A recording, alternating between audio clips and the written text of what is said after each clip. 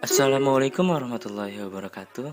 Halo semuanya, saya Abdul Aziz dan selamat datang di video saya tentang Supply Chain Management. Kali ini saya akan menjelaskan tentang the role distribution in the supply chain atau peran distribusi dalam rantai pasok. Peran distribusi dalam rantai pasok. Distribusi mengacu pada langkah-langkah yang diambil untuk memindahkan dan menyimpan produk dari tahap pemasok sampai ke tahap pelanggan dalam rantai pasok. Distribusi merupakan pendorong utama dari keseluruhan profitabilitas perusahaan, karena hal itu mempengaruhi biaya rantai pasok dan pengalaman pelanggan secara langsung untuk mendorong keuntungan. Selanjutnya yaitu faktor yang mempengaruhi desain jaringan distribusi. Dua dimensi yang paling mempengaruhi performa jaringan distribusi adalah kebutuhan pelanggan terpenuhi dan biaya memenuhi kebutuhan pelanggan.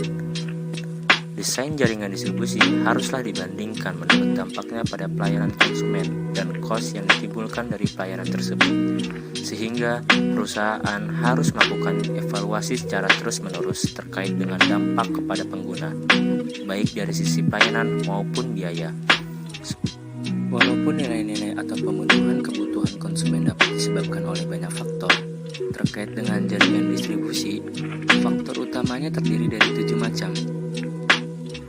Yang pertama adalah waktu respon, yaitu jumlah waktu yang dibutuhkan oleh pengguna untuk mendapatkan barang yang dipesan.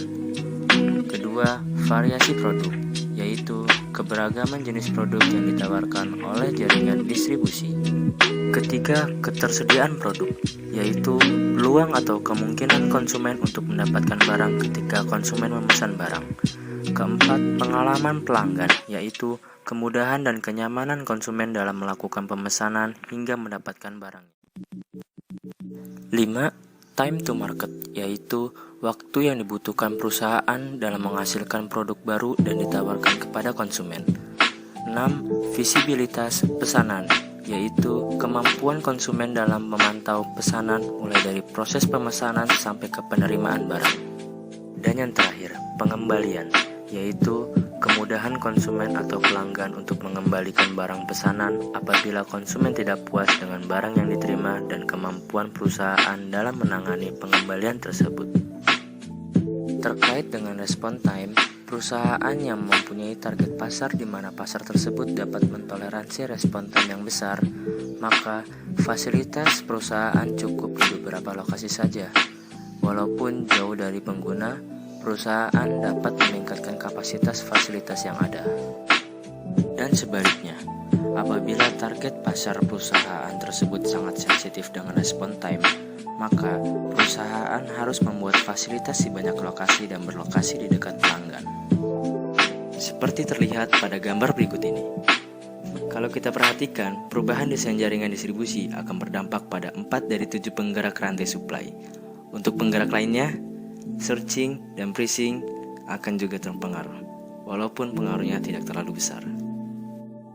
Selanjutnya adalah bagaimana keterkaitan antara perubahan desain jaringan distribusi yang berdampak pada biaya persediaan barang, transportasi, fasilitas, dan informasi.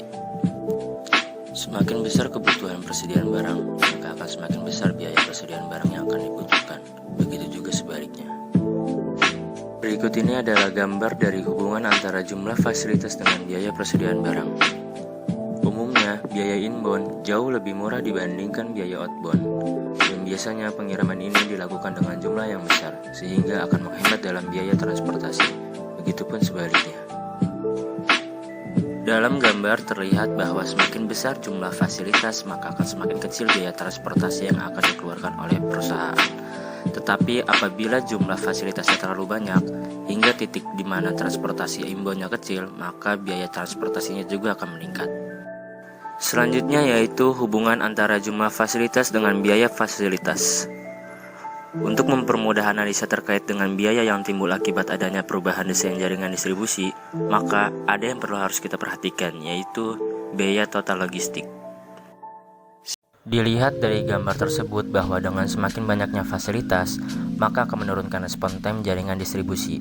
Tetapi yang menarik adalah hubungan antara respon time dengan biaya total logistik, yang dimana bisa terjadi kemungkinan bahwa biaya total logistik lebih besar, tetapi respon time-nya juga melambat.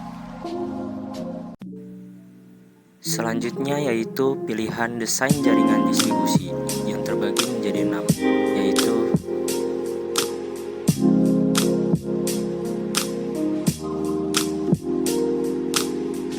pertama, manufacture storage with direct shipping. Tipe distribusi ini yaitu produk yang dihasilkan dari pabrik langsung dikirimkan kepada konsumen akhir tanpa harus melewati retail. Dan fungsi retail di sini adalah hanya sebagai penyampai pesan atau informasi dari konsumen ke pabrik. Yang kedua, manufacture storage with direct shipping and in transit modes. Tidak seperti tipe direct shipping murni. Tipe ini terdapat sedikit modifikasi dalam pendistribusiannya.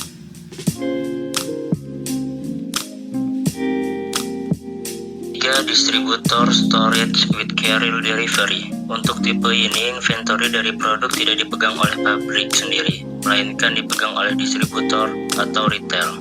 Tipe distribusi ini hanya membutuhkan tingkatan level inventory yang cukup tinggi dikarenakan demand yang terjadi fluktuatif yang tidak dapat diprediksi. 4. Distributor storage with last mile delivery. Last mile delivery ini maksudnya adalah mengirimkan produk ke konsumen menggunakan paket. Tidak seperti pada carrier delivery. Last mile membutuhkan warehouse atau distributor storage yang lebih dekat dengan pelanggan.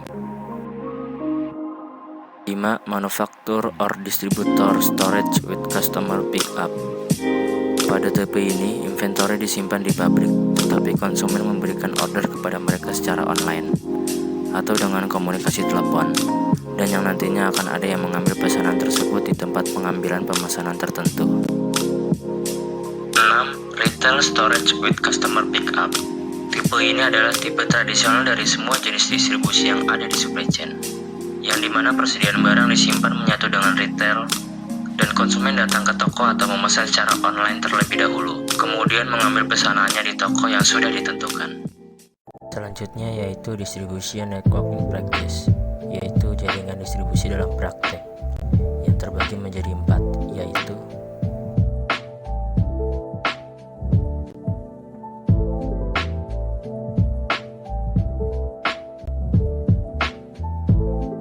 yang pertama yaitu struktur kepemilikan jaringan distribusi dapat memiliki dampak sebesar jenis jaringan distribusi. Jaringan distribusi yang memiliki aliran fisik yang persis sama tetapi struktur kepemilikan yang berbeda dapat memiliki kinerja yang sangat berbeda. Kedua, pilihan jaringan distribusi memiliki konsekuensi jangka panjang. Struktur jaringan distribusi adalah salah satu keputusan paling sulit untuk diubah. Dampaknya sering berlangsung selama beberapa dekade, memperkuat pentingnya pilihan. Ketiga, pertimbangkan apakah strategi distribusi eksklusif menguntungkan. Produsen elektronik konsumen seperti Sony dapat memilih untuk memiliki hubungan dengan banyak distributor.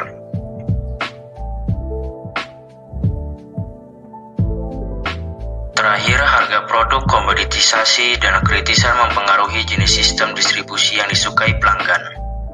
Interaksi antara pembeli dan penjual membutuhkan waktu dan sumber daya.